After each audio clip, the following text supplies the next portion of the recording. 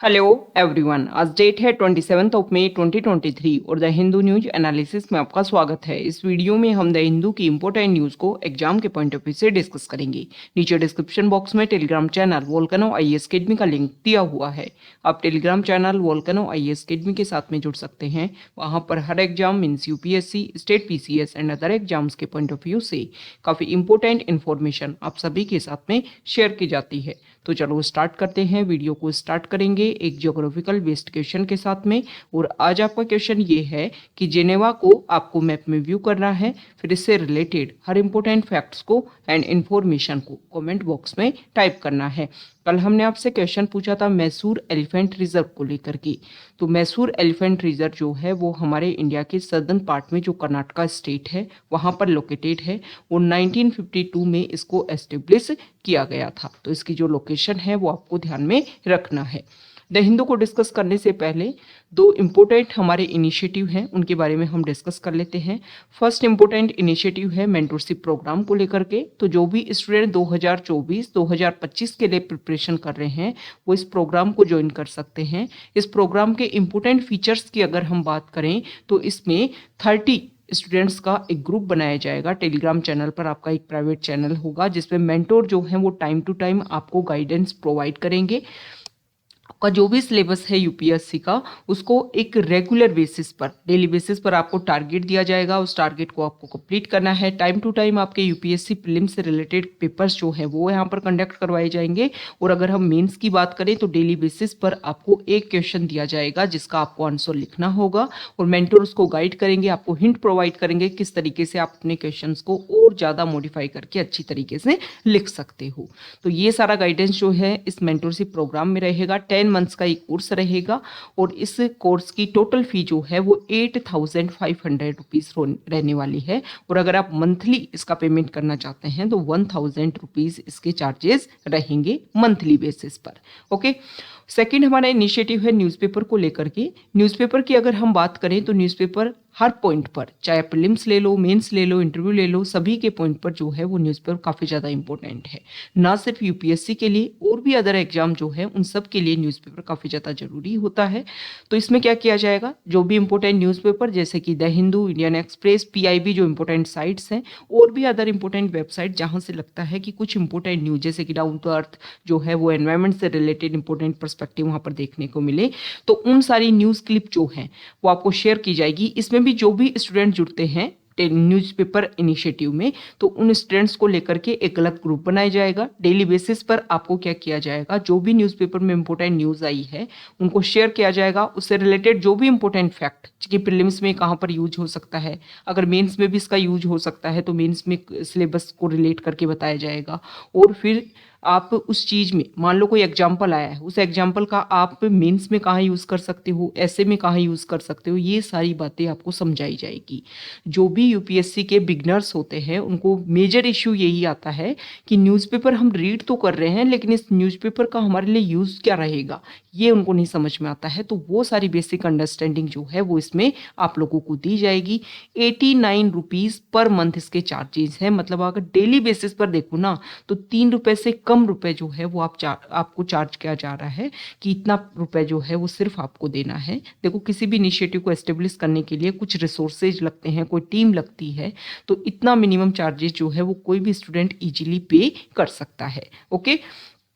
तो अगर आप इन दोनों प्रोग्राम में किसी को भी ज्वाइन कर चाहते हो तो इनकी जो लिंक है वो डिस्क्रिप्शन बॉक्स में अवेलेबल है, आप जाकर के उनको ज्वाइन कर सकते हो। ये जो प्रोग्राम है मेंटरशिप प्रोग्राम, ये 5 जून से स्टार्ट हो रहा है और न्यूज़पेपर इनिशिएटिव जो है वो 1 जून से स्टार्ट हो रहा है। ओके। द हिंदू को अगर हम डिस्कस करें तो फर्स्ट इंपॉर्टेंट न्यूज़ है द हिंदू के फ्रंट पेज पर। और आप सभी को पता है कि कोविड की वजह से जो हमारी सेंसस कंडक्शन जो हर डेकेड में देखने को मिलता था उसमें रिस्ट्रिक्शन क्रिएट हुई, उसमें जो है वो इम्पेडिमेंट्स क्रिएट हुए। तो अभी गवर्नमेंट क्या कर रही है कि जो हमारा नेक्स्ट सेंसस है उसके लिए कुछ चेंजेस यहाँ पर गवर्नमेंट ने किए हैं।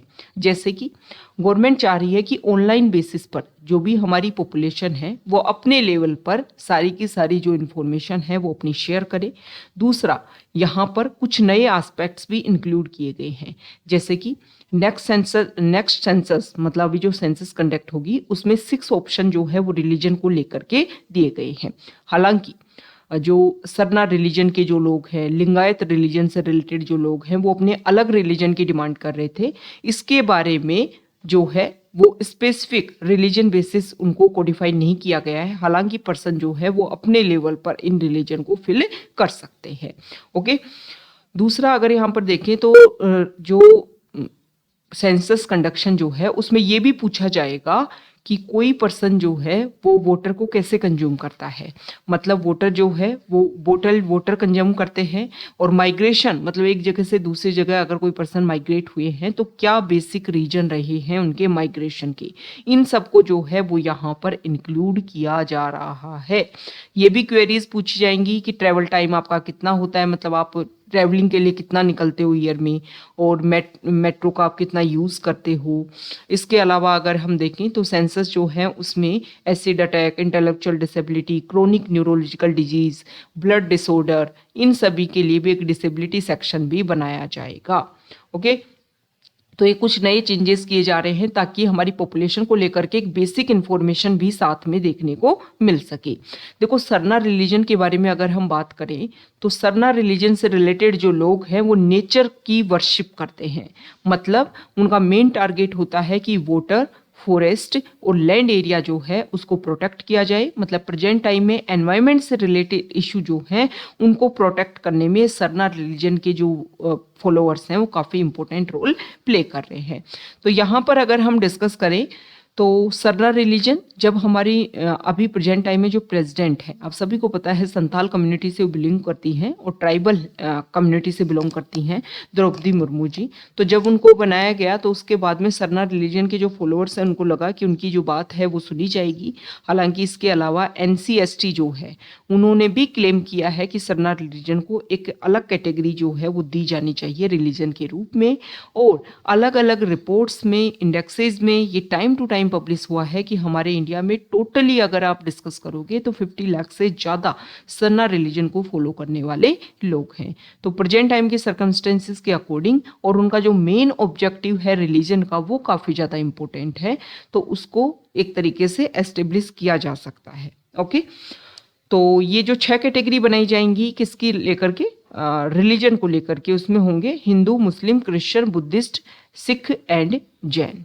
ओके, और नेचर वर्शिपिंग आदिवासी जो झारखंड, छत्तीसगढ़, उड़ीसा में रहते हैं, जो काफ़ी लंबे टाइम से अपने कैंपेनिंग कर रहे हैं कि उनको भी एक सेपरेट रिलीजन जो है वो दिया जाए। कर्नाटका में जो लिंगायत कम्युनिटी के लोग हैं वो भी इसी तरीके की डिमांड कर रहे हैं।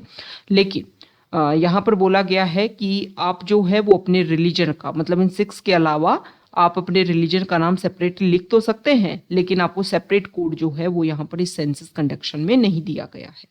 ओके, तो ये सेंसस से रिलेटेड कुछ बेसिक बातें हैं जो आपको पता होनी चाहिए। सरना रिलीजन के बारे में हमने डिस्कस किया है, इसको लेकर के एक शॉर्ट वीडियो भी अपलोड कर रखा है। एक्सप्लेन सीरीज में जाकर के आप जो है उस वीडियो को व्यू कर सकते हो। प्रद्युमन सर ने उससे रिलेटेड, सरना रिलीजन से रिलेटेड जो भी बेसिक बातें हैं वो वहाँ पर आपको बताई हुई हैं।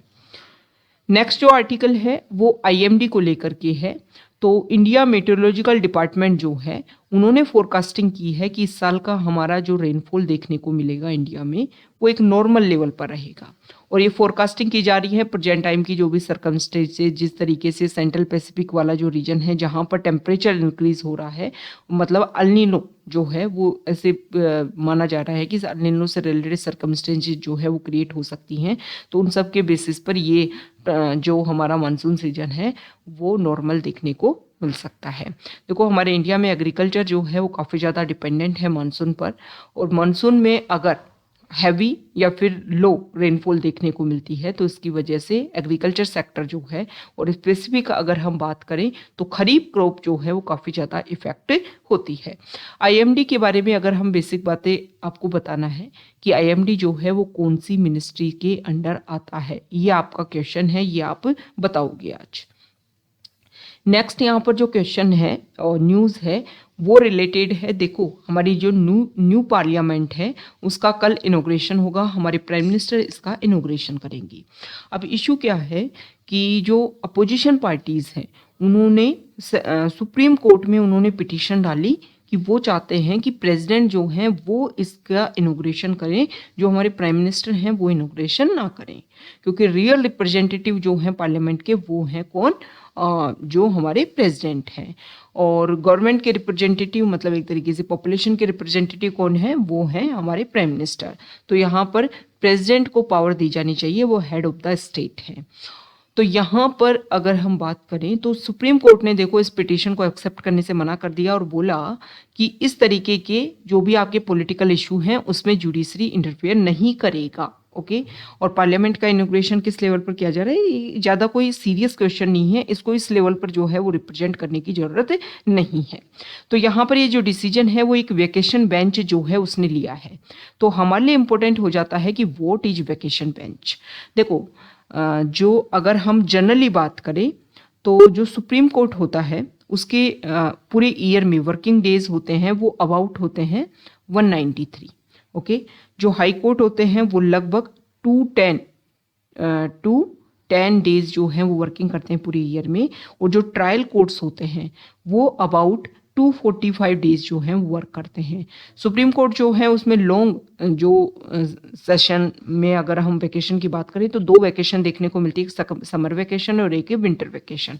तो उस टाइम में जो हमारे सीजीआई होते हैं वो कुछ बेंच अपॉइंट करते हैं जिनको बोला जाता है वेकेशन बेंच। मतलब जुडिशरी जब एक तरीके से वेकेशन पर है तो उस टाइम में कुछ बेंच हों जो सीरियस मुद्दे जो हैं उनको सुन सकी। ओके, तो ये वेकेशन बेंच जो है क्या इन्होंने कभी कोई सीरियस मैटर को सुना है, तो बिल्कुल 2015 में एनजेसी वाला जो मैटर है उसको स्टार्टिंग में जो वेकेशन बेंच है उसके द्वारा ही सुना गया, और 2017 में जो ट्रिपल तलाक को लेकर के इशू है वो भी वेकेशन बेंच के द्वारा ही सुना गया था। तो सुप्रीम जो हमारे सीजीआई हैं उनको ये पावर है कि वो इस तरीके की बेंच को बनाते हैं। ओके, जो भी अर्जेंट मैटर होता है उनको सुनने के लिए काम करती है ये vacation bench. Next important article है एडिटोरियल पेज पर, और यहाँ पर जो राइटर हैं उन्होंने सिडिशन को लेकर के आर्टिकल लिखा है। राइटर जो है उन्होंने बताया है कि 30 मार्च को हमारे इंडिया के रीजनल एरिया में जो कंट्री है पाकिस्तान, वहाँ के लाहौर हाई कोर्ट ने जो ऑफेंस ऑफ सिडिशन जो है उसको अनल कर दिया इन पाकिस्तान के पीनल कोड से। ओके, वहाँ पर जो सिडिशन था उसमें हमारे इंडिया से ही मिलते जुलते चीज़ें थी, जैसे कि वहाँ पर बोला गया था सिडिशन लॉ में इनटू हेटर्ड और कंटेम्प्ट और एक्साइट डिसअफेक्शन, वहाँ पर ज़्यादातर सिडिशन लॉ का यूज़ किया जाता था ब्लास्फेमी को लेकर के। इंडिया एक सेक्युलर कंट्री है तो यहाँ पर ब्लास्फेमी जैसा जो है वो केसेस नहीं बनते हैं। तो यहाँ पर जो है वो अलग लेवल पर अगर गवर्नमेंट को लेकर के कुछ किसी ने स्टेटमेंट दिया तो उन सब को लेकर के अरेस्ट किया जा रहा है। हालांकि बार बार ये डिमांड उठती है कि सिडिशन लॉ जो है वो ब्रिटिशर्स के टाइम का रूल्स एंड रेगुलेशन है, वो ब्रिटिशर्स जिन्होंने हमारे यहाँ पर इम्प्लीमेंट किया उनके खुद के यहाँ पर जो है वो सिडिशन लॉ को हटा दिया गया है, तो फिर क्यों ना हम जो हैं इसको ख़त्म कर दें। अब पाकिस्तान जैसे कंट्री जो है वहाँ पर ही इसको अनल कर दिया गया है, तो इंडिया को भी इसके अकॉर्डिंग सिडिशन को हटाने के लिए जो है वो काम किया जाना चाहिए, ताकि जो टाइम टू टाइम में देखने को मिलता है कि डेमोक्रेसी को लेकर के एक लोगों में एक फियर है, लोगों में एक मतलब इंडिया में जो है वो गवर्नमेंट अपने लेवल पर बहुत सारे पॉइंट्स को अपनी तरफ से इन्फ्लुएंस करने की कोशिश करती है। ये सारे इशू जो हैं वो ख़त्म हो सके और एक मेन टारगेट ये जा सके कि हाँ हमारे यहाँ पर जो बेसिक वैल्यूज़ हैं डेमोक्रेसी की उनको प्रोटेक्ट करने के लिए हमारी गवर्नमेंट काम कर रही है। नेक्स्ट इम्पोर्टेंट आर्टिकल है न्यूज़ पेज पर, और यहाँ पर आर्टिकल रिलेटेड है इस स्केप्ट्रे को लेकर के। इसको लेकर के देखो क्या कोशिश की जा रही है कि अभी जो इलाहाबाद में जो म्यूज़ियम है पंडित जवाहरलाल नेहरू जो हमारे इंडिया के फर्स्ट प्राइम मिनिस्टर उनके रेजिडेंस में, उस म्यूज़ियम में ये जो सोनगल है वो रखा हुआ है। ऐसा बोलते हैं कि ब्रिटिशर्स ने जो पावर हमारे इंडिया को दी थी तो उस टाइम में जो हमारे ब्रिटिशर्स जो हैं उन्होंने क्या किया था, हमारे फर्स्ट प्राइम मिनिस्टर को ये सोनगल जो है वो सौंपा था। लेकिन इसको लेकर के कहीं आप ये मानिए कि एक हार्डकोर प्रूफ जो है वो नहीं देखने को मिल रहा था। लेकिन अभी साउथ में जो मठ है वहाँ का जो रिकॉर्ड है उसमें देखने को मिला है कि उन्होंने ये स्केप्ट्रे जो है वो किसको दिया था, लॉर्ड माउंटबेटन को। तो लॉर्ड माउंटबेटन कौन थे ये आप कमेंट बॉक्स में बताओगे। ओके, इंपॉर्टेंट फैक्ट है इसको लेकर के, जैसे एसएससी एग्जाम जो होते हैं ना इनमें इसको लेकर क्वेश्चन पूछा जाता है। ओके, और इसके बाद में लॉर्ड माउंटबेटन जो है उन्होंने फिर ये चीज़ जो है वो हमारे first prime minister Jawaharlal Nehru ji को दी थी। ऐसा वहाँ का जो अधिनियम है, मठ जो है, उन्होंने उनके यहाँ पर ये सारा रिकॉर्ड देखने को मिल रहा है। नेक्स्ट इंपॉर्टेंट आर्टिकल है, देखो अभी यूरोपियन यूनियन जो है उन्होंने कार्बन बॉर्डर एडजस्टमेंट मैकेनिज्म जो है उसको अप्लाई करने की बात की है। अब ये क्या है, एक तरीके से कार्बन लीकेज को ही कम करेगा। कार्बन लीकेज क्या होता है कि मान लो किसी कंट्री में रूल्स एंड रेगुलेशन जो है वो काफ़ी ज़्यादा स्ट्रिक्ट है, किसको लेकर के, कि अगर आप कोई प्रोडक्शन कर रहे हो तो उसमें एक तो आप रिन्यूएबल एनर्जी का यूज़ करो और दूसरा एमिशन जो है वो भी रिस्ट्रिक्शन लेवल पर होना चाहिए। तो बहुत सारी कंपनीज क्या करती हैं, अपने प्रोडक्शन हाउस को उस कंट्री से ट्रांसफ़र करके ऐसे कंट्री में ले जाती हैं जहाँ पर ये रूल्स एंड रेगुलेशन काफ़ी ज़्यादा सॉफ्ट हो। तो इसकी वजह से क्या हो रहा है, कोई कंट्री में ज़्यादा एमिशन हो रहा है, कोई कंट्री रेगुलेट करने की कोशिश कर रही है, लेकिन बैलेंस में आकर के क्या हो रहा है, जो टेम्परेचर है वो इंक्रीज हो रहा है, क्योंकि सभी जाकर के रूल्स एंड रेगुलेशन को अच्छे से इंप्लीमेंट करेंगे तभी तो प्रॉब्लम सॉल्यूशन देखने को मिलेगा ना। तो यहाँ पर ईयू जिसमें 27 कंट्रीज आते हैं, उन्होंने डिसीजन लिया है कि हम कार्बन बॉर्डर एडजस्टमेंट मैकेनिज्म जो है उसको फॉलो करेंगे, कि अगर कोई कंट्री इस तरीके का कार्बन लीकेज, कोई कंपनी जो है वो कार्बन लीकेज करती है कि किसी कंट्री से निकल करके दूसरी कंट्री में जा रही है, तो उसके ऊपर जब वो प्रोडक्ट हमारे यहाँ पर ईयू में आएंगे, मार्केट में आएंगे, तो उनके ऊपर हम क्या लगाएंगे, टैक्स लगाएंगे। अब इंडिया को लेकर के इशू यहाँ पर देखने को मिल रहा है कि इंडिया में बहुत सारे जैसे स्टील, एल्यूमिनियम, इन सब को लेकर के हमारे यहाँ पर एमिशन देखने को ज़्यादा मिलता है, क्योंकि हम कोल का यूज़ करते हैं और कोल से एमिशन ज़्यादा होता है। तो कोल का एमिशन जब ज़्यादा हो रहा है तो इसको लेकर के इंडिया के जो प्रोडक्ट जब ईयू में जाएंगे तो हमारे ऊपर यहाँ पर टैक्सेस ज़्यादा से ज़्यादा लगाए जाएंगे, जिसकी वजह से जो हमारा जो एक्सपोर्ट प्रोसीजर है वो इफेक्ट होगा। तो इंडिया ने यहाँ पर काफ़ी ज़्यादा कंसर्न इंडिया से रिलेटेड देखने को मिल रहे थे, लेकिन ईयू की तरफ से ये इंफॉर्मेशन आई है कि अभी देखो ऐसा कोई स्ट्रिक्ट रूल्स एंड रेगुलेशन जो है वो इंडिया के ऊपर लगाने की कोई वो नहीं है। तो जो भी इशू है उनको इस तरीके से टैकल करने की ज़रूरत नहीं है। जो भी हमारे प्रॉब्लम है उनको हम धीरे धीरे सॉल्व करने की कोशिश करेंगे, और इस तरीके से हाई रेस्ट्रिक्शन जो है वो अचानक से देखने को किसी भी कंट्री को देखने को नहीं मिलेंगे। ओके, नेक्स्ट इंपॉर्टेंट आर्टिकल है, और नेवी और इसरो मिलकर के गगनयान का जो प्लानिंग है, ट्रेनिंग प्रोग्राम है, उन्होंने लॉन्च किया है। देखो गगनयान प्रोग्राम जो है वो पहले ही लॉन्च हो जाता, लेकिन कोविड की वजह से इसका प्रोसीजर एक तरीके से इफेक्ट हुआ। तो इसमें 3 जो है वो 3 लेवल पर इसको लॉन्च किया जाएगा, और इसमें क्या किया जाएगा कि 3 फ्लाइट जो हैं वो इसमें भेजी जाएंगी ऑर्बिट में, और जो स्टार्टिंग की 2 फ्लाइट जो हैं वो रहेंगी अनमेंड। तो ये बोला जा रहा है कि एक अनमेंड फ्लाइट जो है वो 2023 के लास्ट तक, और एक 2024 के स्टार्टिंग में, और लास्ट क्वार्टर जो रहेगा 2024 का उसमें जो मैंड जो फ्लाइट है वो भेजी जाएगी। 1 ह्यूमन स्पेस फ्लाइट जो है वो इस गगनयान के थ्रू भेजी जाएगी। नेक्स्ट यहाँ पर जो आर्टिकल है, देखो अभी जो अपोजिशन पार्टी है उन्होंने बोला कि जो हम पीडीएस सिस्टम के थ्रू या फिर मिड डे मील स्कीम के थ्रू जो फोर्टिफाइड राइस दे रहे हैं वो सेफ नहीं है। लेकिन यहाँ पर यूनियन गवर्नमेंट ने बोला कि जिनको लेकर के अपोजिशन पार्टी, जैसे कि उन्होंने बोला कि नीति आयोग ने बोला है और भी रिपोर्ट्स में बोला गया है, तो ऐसा नहीं है। नीति आयोग तो खुद मिलकर के जो है वो किसके लिए, फोर्टिफाइड राइस के लिए काम कर रहा है। ओके, फोर्टिफाइड राइस क्या होते हैं कि जो नॉर्मल राइस जो खेतों से उग करके आते हैं उनको पीसा जाता है, उनका फ्लोर जो है वो बनाया जाता है, और इस फ्लोर में फिर क्या न्यूट्रिएंट्स मिक्स किए जाते हैं, और फिर उन न्यूट्रिएंट्स को मिला करके फिर मशीनों के थ्रू राइस का कर्नेल जो है वो बनाया जाता है। ओके, ताकि उसमें जो माइक्रो न्यूट्रिएंट्स जो लोगों में कमी, जैसे कि हम देखते हैं कि बहुत सारे एरिया ऐसे हैं जहाँ पर एनेमिक कंडीशन, वीमेन में अगर हम देखें तो एनेमिक कंडीशन, जो अंडरवेट है, अंडर स्टंटिंग के इशू, ये सारे इशू जो हैं वो चिल्ड्रन में, वीमेन में देखने को मिलते हैं। तो पीडीएस सिस्टम के थ्रू माइक्रो न्यूट्रिएंट्स रिच ये फूड अगर अवेलेबल करवाया जाता है लोगों को, तो उसमें जो इशू हैं वो काफ़ी कम देखने को मिलेंगे। और यहाँ पर बताया गया है कि ना सिर्फ इंडिया, अलग अलग कंट्री, जैसे कि अगर हम बात करें यूएस की, तो यहाँ पर जो है वो 1958 से ही जो फोर्टिफाइड राइस है उनको अवेल किया गया है, और अभी तक इस तरीके का कोई भी इशू नहीं देखने को मिला है। यहाँ पर जो आर्टिकल है वो एक एक स्टडी पब्लिश हुई है कि वेस्ट बंगाल में जो दार्जिलिंग है वो जो भी मोस्ट पॉल्यूटेड सिटीज हैं वेस्ट बंगाल की उसमें शामिल हो गया है। इसका बेसिक रीजन क्या है कि एक तो टूरिज्म, एक कोल रीजन जो है, या फिर अगर इंडो गंगेटिक प्लेन जो है वहाँ से जो भी सैंड डस्ट जो है उड़ करके आ रही है उसकी वजह से, और ये टॉय ट्रेन जो वहाँ पर चलाई जाती है ना, इसकी वजह से सारा एमिशन हो रहा है और इसकी वजह से प्रॉब्लम हो रही है।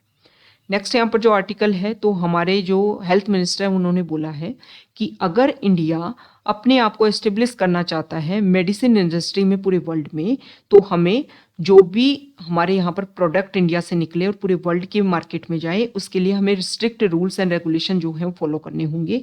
अलग अलग लेवल पर हमारे इंडिया की मेडिसिन को कंज्यूम करने से अलग अलग लेवल पर अलग अलग इशू जो है वो क्रिएट हुए, बहुत सारे लोगों की, बच्चों की डेथ देखने को मिली। तो इस तरीके का इशू को हमें रोकना होगा। हमारे स्ट्रिक्ट रूल्स एंड रेगुलेशन जो हैं वो हमें इम्प्लीमेंट करने होंगे, तभी जा करके इंडिया जो है वो ग्लोबल लेवल पर अपने आप को एस्टेब्लिश कर पाएगा। ओके, तो ये आज का हमारा द हिंदू न्यूज़पेपर का डिस्कशन था। अगर आप यहाँ तक आए हैं, वीडियो आपको अच्छा लगा है, तो प्लीज़ वीडियो को लाइक कीजिए, शेयर कीजिए और चैनल को सब्सक्राइब कीजिए। Okay, thank you.